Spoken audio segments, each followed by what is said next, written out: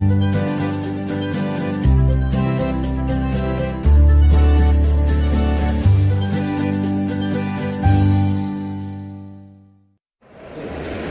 Chris Savannah with American Outdoor News, and I'm here with Mike Robinson from the Wild. Taste of the Wild. Hold on, we got a lot of it. We have, I'm afraid. What 4 shows is good? Farming the Wild, Wild Game Masterclass, Fishing the Wild, Wild Fish Masterclass. Mike, I looked you up last night, and I like to cook. I'm way out of my league here. No, at all. You want a Michelin star restaurant? Yeah, I do. Yeah. I've got one restaurant with a Michelin star. We've had it for 15 years, and then I've got 3 others that are all up there in different parts of the country. So, but they all share one thing, which they all focus on wild food. So we are, I'm not saying venison. I say wild food. So. The big difference between the UK and the US when it comes to deer in particular and game, is that we are allowed to put it in public free check. Yep. We have to be at US. Well, also you can't sell wild game legally. You can sell non-indigenous wild game. You can't sell white or turkey or whatever like that. And because, I mean, and I've spent a lot of time with a lot of American friends that film deer a lot. And the North American model of wildlife conservation, the central tenet of it is that wild game shouldn't be sold for nothing. Yeah. It should be retained by the hunter. Well, we're different. We've only got 40,000 hunters in the whole country. That's not a lot. And 4 million deer. We'll come and take it. Right. I'm going to tell you, it's the holy grail of deer hunting. So Britain has no tax, no hunting licenses, no fish and game department. And so it has long deer seasons. It's pretty strict. The rifles are very strict, etc. But once you have the equipment, or you know people, all the land's private. It's Nirvana for hunting because we've got to get it done. It's a job. I will get back on Friday, on Saturday, and on Sunday morning I will be in the woods at dawn and shoot a deer because I only have to the end of March to get a female deer collar, and it has to be done. Yeah. Well, it's a management. Yeah, you manage property as well. Yeah. I manage 7 private, we call them estates, you'd say ranches. Yeah. Anywhere between 20,000 acres and 2,000 acres. So, privately owned by landowners. And it's just mistakes. Oops. Privately owned. And what happens is, for whatever reason, someone who's been managing the deer has given up or retired.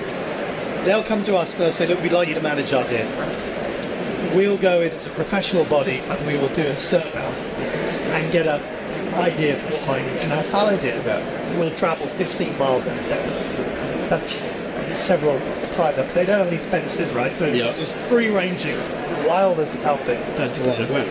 So you can only take a guess at what's on them, but we'll also look at we'll do an impact study. We'll look at the impact on the undergrowth, on the biodiversity. And we'll go, okay, well, that's muntjac deer causing that, that's roe deer causing that, that's fallow deer.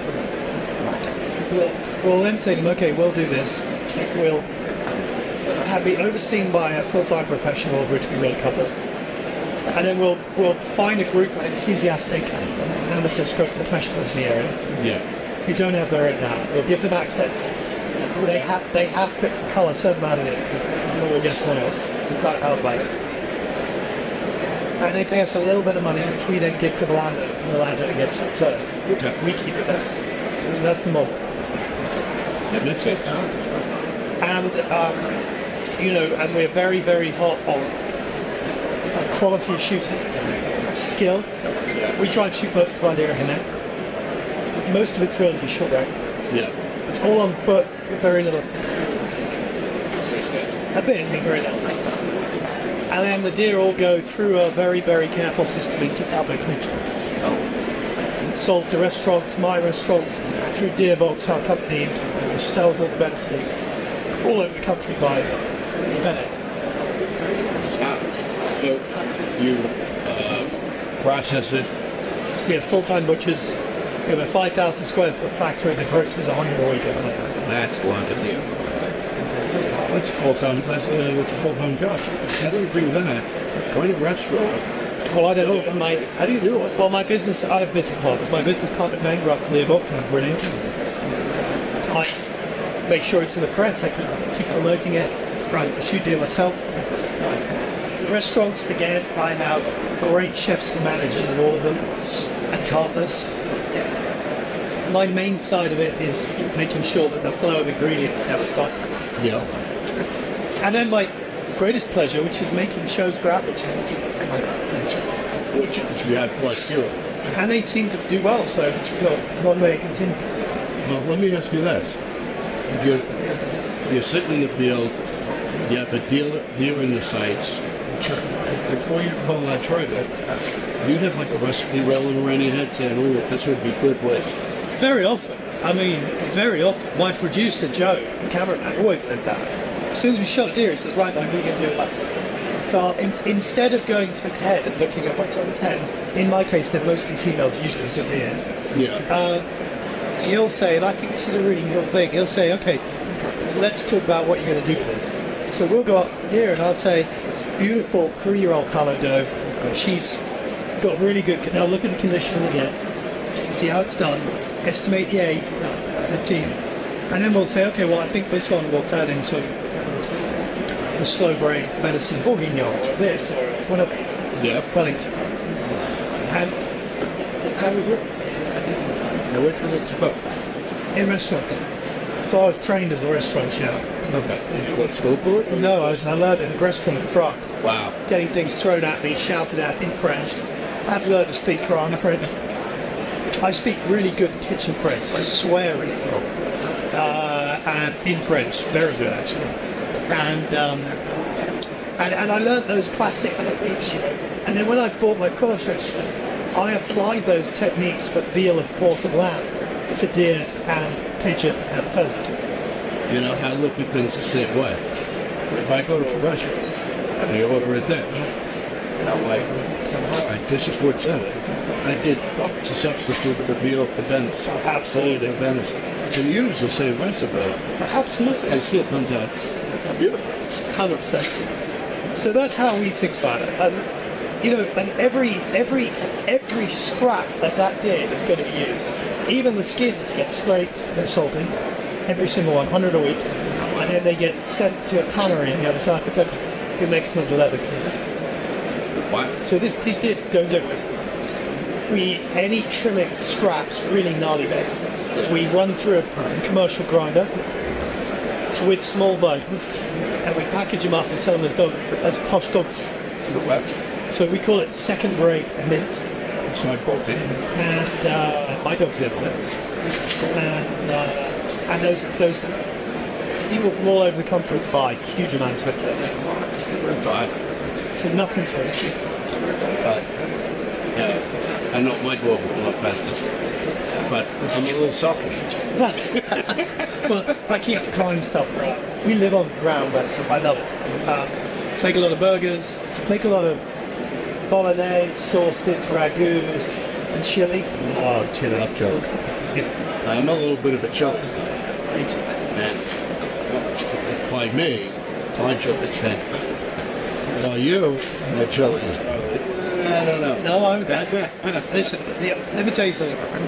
The only difference between a really talented home cook and a professional chef is that the professional chef does it as well. And the professional chef's job is to take a dish that you would cook for you and your family. Yeah.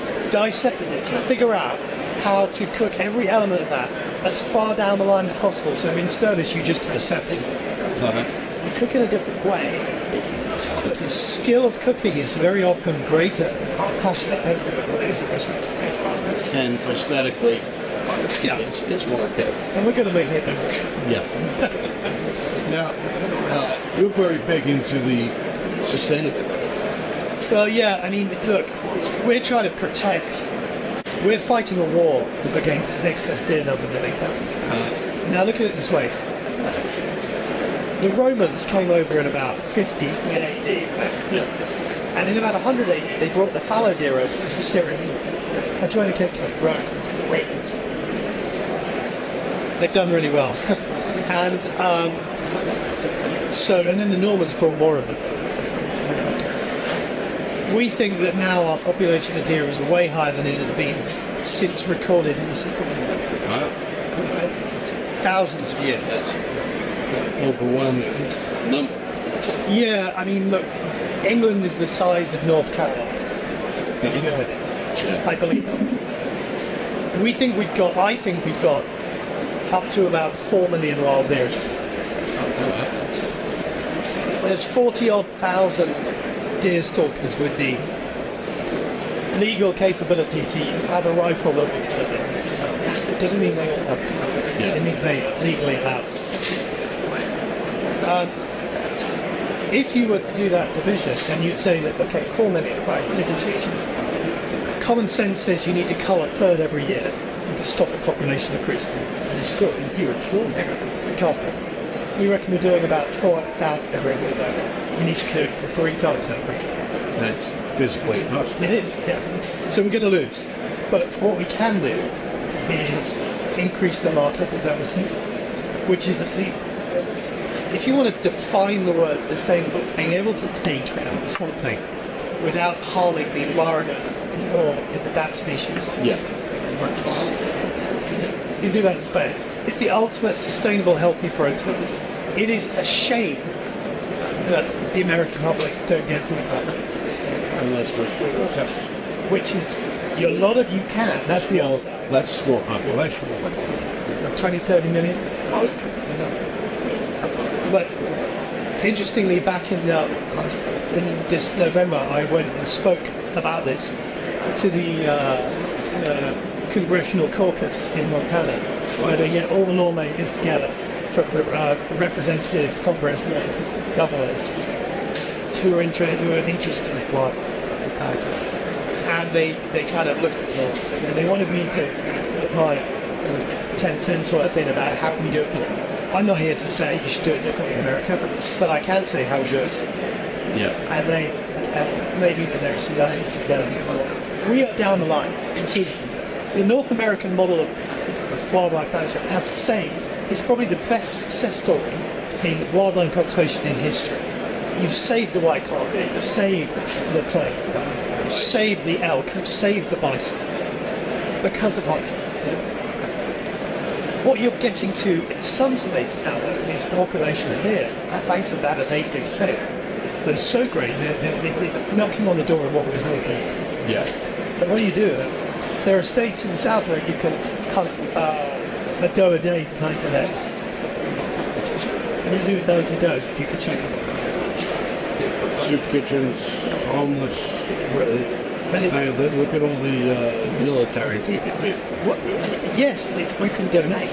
And that's also, and I think that is probably the first step. Is getting people donated. We're very lucky. I can sell every ounce. Yeah, we can't do that here.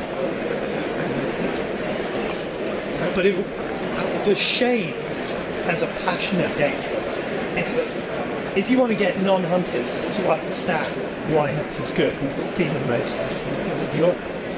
If every hunter fed 10 non-hunters deer and explained what they did and why they did it, you would have an educated population. We are very lucky in Britain that most people understand that deer management has to take place. Well, that's always been part of tradition. Yep. But we have always been a bird hunting culture. Deer, it's the last 40 years. It's bird hunting up to now, it really is. The land has been managed for pheasants and whitetails for 200 years. The deer are better, but that's it. So look, it's just fascinating, and I see a real problem, like a real challenge. I don't want to get to the stage where the government are telling us to shoot them at night with thermals, because it's too dangerous. Our country's got so many houses, it's too dangerous. Just go ahead and bear market. That's what we do. Well, we live that well by me in New York. It's growing. Yep. And It's not good for the deer. no, and it's just strictly archery. Archery only. Not even muzzle loaded. Yeah, they have it a shotgun season, but a very short shotgun season. But from October and January, all track. So you can, and it's pretty easy to get tags. Yeah. Buy them over the counter. Climb over the counter, you shoot a deer, you bring it to they take your pay. They take, go back up. Oh, that's I like that system. That's great. So you have like a place where you can go, turn on the deer. They go, all right. Yep. You take the deer away, do something with it. The next day you go and shoot it. Yeah. Awesome. I think the first thing, you spend a lot of time all over the States. I love them all. It's a hunting paradise. I like it. Yeah, it's Amazing. I hunted Rhode Island this year. I loved it. oh yeah? Yeah. What'd you get? Let's find Something different. out. We were culling on Block Island. Yeah. So I shot a few there. The shot's up now. I got to shoot. I had a few tags for whitetails, like does mainly on the main ground, Yeah. and I got to shoot some with a flintlock. That's cool. It was cool. A beautiful Kibler 1760 reproduction, long rifle, 50 caliber. I shot 3 whitetails there. Old school. You should just get to the CPA. Yeah, They're black powder guns. they're really Go hold the jaw shot. cool. It's quick. Who are they? CVA? CPA. I hear it. Yeah. Not gonna have a look. And I can believe it. I love it. Black powder's awesome. So, what is your favorite deer that is played? Honestly, fallow deer Wellington. A Wellington is a creation, right? Yep. I've got 2. Venison Wellington, which I love. It is a construct. It's a magical thing.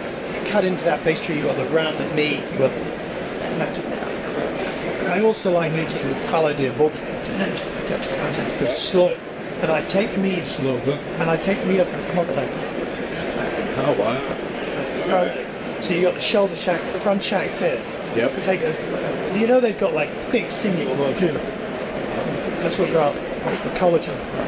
Yep. So you take those front shanks and cut those 2 or 3 bits of meat off them and save them up, and you've got a few. It fits up the shoulder blade. And I cook them for 8 hours, brown them with baby onions, whole garlic, whole shallots, butter, red wine, burgundy, tomato, bit of maize, and then rosemary, and then finish deglaze it with brandy, cognac, Yep. thick, rich sauce, velvety. The meat slides apart in your mouth because all the collagen is so sticky. I'm good. It's on the show. You can watch it on Wild Game Masterclass Series 1, MOTV. That's it. I appreciate your time. It's been awesome talking Very to you. informative. Thank you. And where can we find each other? What time show? So our shows are on Outdoor Channel, Eastern time, I'm pretty sure. Yeah. 7 p.m. Monday nights for 40 weeks a year. Either Wild Game, Wild Fish Masterclass, Farming the Wild, Fishing the Wild. And then you can also watch them anytime you like on MOTV. It's really worth subscribing. All right. Thanks again. We'll see you soon. We love our children. We protect them. We guide them. We prepare them for life in the world. With all that we do, from deep in our hearts, we cannot control all things. Life-threatening illnesses and disabilities affect far too many of our children each year. While we cannot change the circumstance, we can make dreams come true. Dreams to provide hope, to provide spiritual healing and strength, to provide moments of happiness and relief in the hardest of times. We can give a glimmer of light and hope in a time of darkness and despair. Join huntofalifetime.org to help make dreams come true, to provide hope for children with life-threatening illnesses and disabilities. Hunt of a Lifetime is a non-profit organization fulfilling dreams for hunting and fishing trips to youth 21 and under with life-threatening illnesses and disabilities. Visit huntofalifetime.org to learn how you can make a difference.